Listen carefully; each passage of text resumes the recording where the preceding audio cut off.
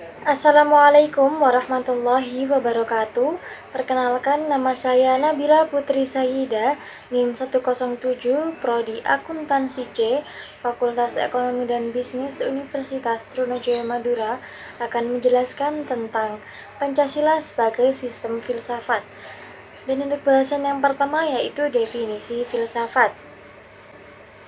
Istilah filsafat dalam bahasa Indonesia mempunyai padanan falsafah dalam bahasa Arab. Menurut Harun Nasution, istilah falsafah berasal dari bahasa Yunani yaitu philein, dan kata ini mengandung arti cinta, dan sophos dalam arti hikmah. Istilah filsafat berasal dari bahasa Yunani.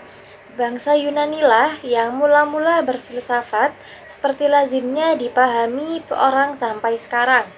Kata ini bersifat majemuk, berasal dari kata philos yang berarti sahabat dan kata sophia yang berarti pengetahuan yang bijaksana. Dengan demikian, istilah filsafat yang dimaksudkan sebagai kata majemuk dari philein dan juga sophos mengandung arti mencintai hal-hal yang sifatnya bijaksana. Sedangkan filsafat yang merupakan bentuk majemuk dari philos dan juga sophia berkonotasi teman dari kebijaksanaan. Dan bahasan yang kedua adalah sifat-sifat filsafat. Terdapat 4 sifat-sifat filsafat. Yang pertama yaitu bersifat koheren, artinya berhubungan satu sama lain secara runtut, tidak mengandung pernyataan yang saling bertentangan di dalamnya. Pancasila sebagai sistem filsafat, bagian-bagiannya tidak saling bertentangan, meskipun berbeda, bahkan saling melengkapi, dan tiap bagian mempunyai fungsi dan juga kedudukan.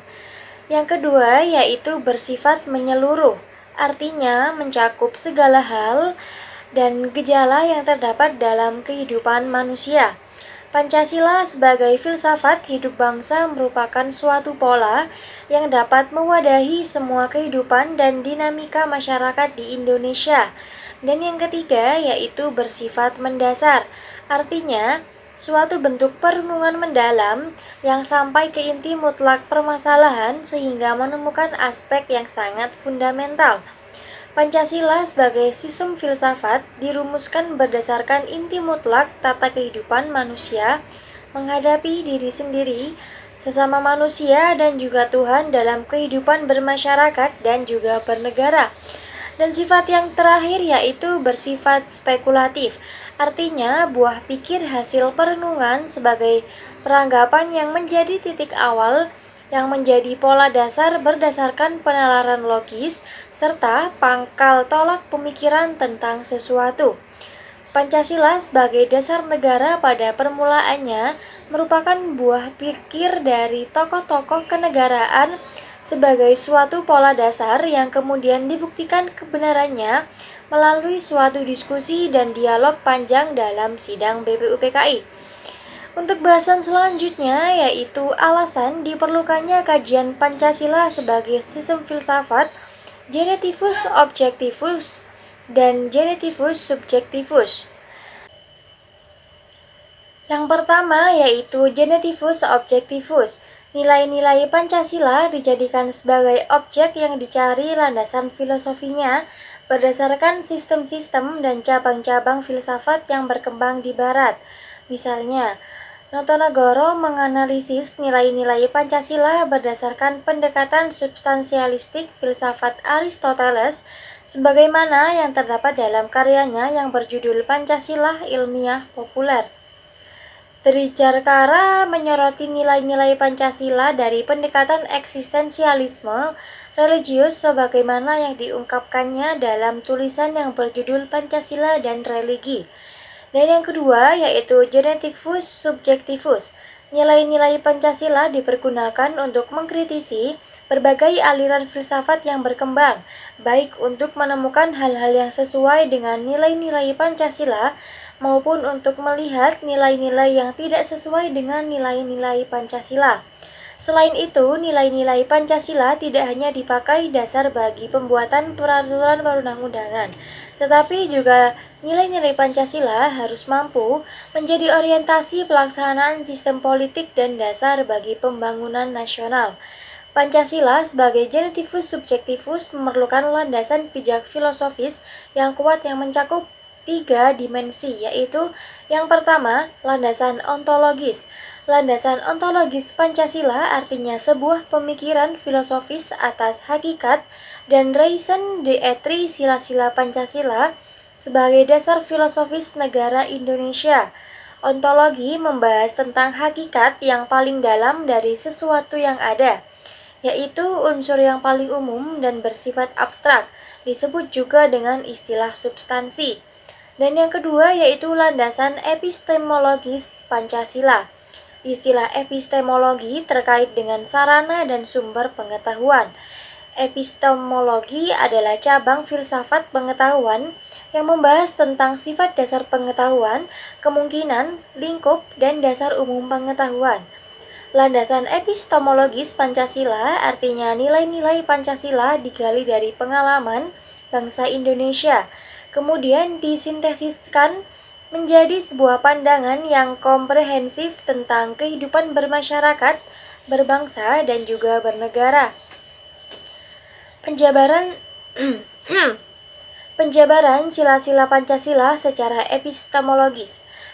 Sila ketuhanan yang Maha Esa digali dari pengalaman kehidupan beragama bangsa Indonesia sejak dahulu sampai sekarang. Sila kemanusiaan yang adil dan beradab digali dari pengalaman atas kesadaran masyarakat yang ditindas oleh penjajahan selama berabad-abad. Dan sila persatuan Indonesia digali dari pengalaman atas kesadaran bahwa keterpecahbelaan yang dilakukan penjajah kolonialisme.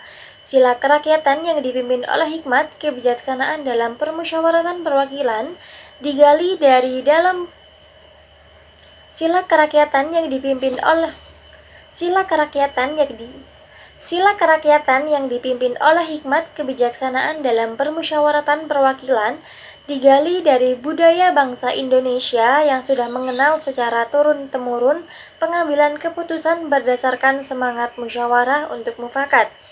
Dan sila keadilan sosial bagi seluruh rakyat Indonesia digali dari prinsip-prinsip yang berkembang dalam masyarakat Indonesia yang tercermin dalam sikap gotong royong. Dan yang ketiga yaitu landasan aksiologis Pancasila. Istilah aksiologis terkait dengan masalah nilai, menegaskan bahwa nilai itu merupakan suatu kualitas yang tidak nyata karena nilai itu tidak ada untuk dirinya sendiri. Landasan aksiologis Pancasila artinya nilai atau kualitas yang terkandung dalam sila-sila Pancasila. Sila pertama mengandung kualitas monoteis, spiritual, kekudusan, dan juga sakral. Sila kemanusiaan mengandung nilai martabat, harga diri, kebebasan, dan juga tanggung jawab. Sila persatuan mengandung nilai solidaritas dan juga kesetiakawanan. Sila keempat mengandung nilai demokrasi, musyawarah, mufakat, dan berjiwa besar, sedangkan sila keadilan mengandung nilai kepedulian dan juga gotong royong. Untuk bahasan selanjutnya yaitu esensi atau hakikat Pancasila sebagai sistem filsafat. Hakikat sila ketuhanan terletak pada keyakinan bangsa Indonesia bahwa Tuhan sebagai prinsip utama dalam kehidupan semua makhluk. Hakikat sila kemanusiaan adalah manusia monopluralis yang terdiri atas 3 monodualis, yaitu susunan kodrat jiwa dan raga, sifat kodrat makhluk individu sosial, kedudukan kodrat makhluk pribadi yang otonom, dan makhluk Tuhan.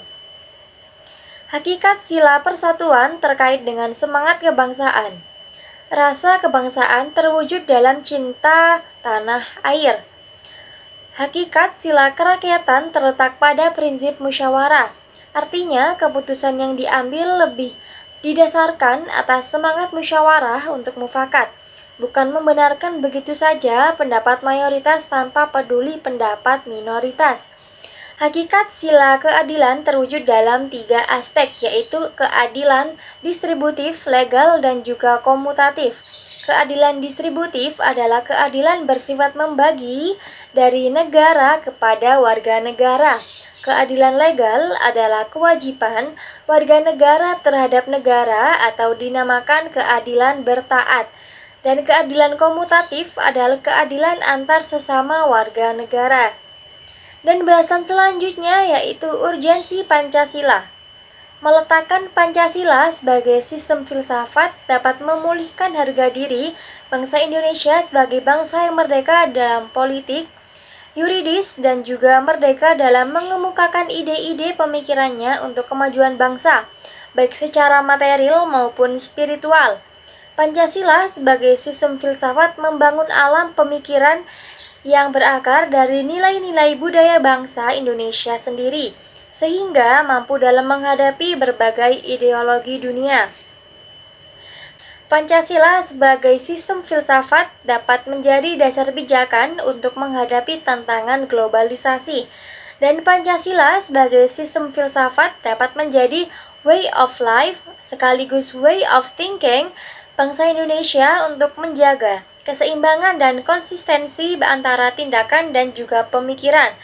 Bahaya yang ditimbulkan kehidupan modern dewasa ini adalah ketidakseimbangan antara cara bertindak dan cara berpikir sehingga menimbulkan kerusakan lingkungan.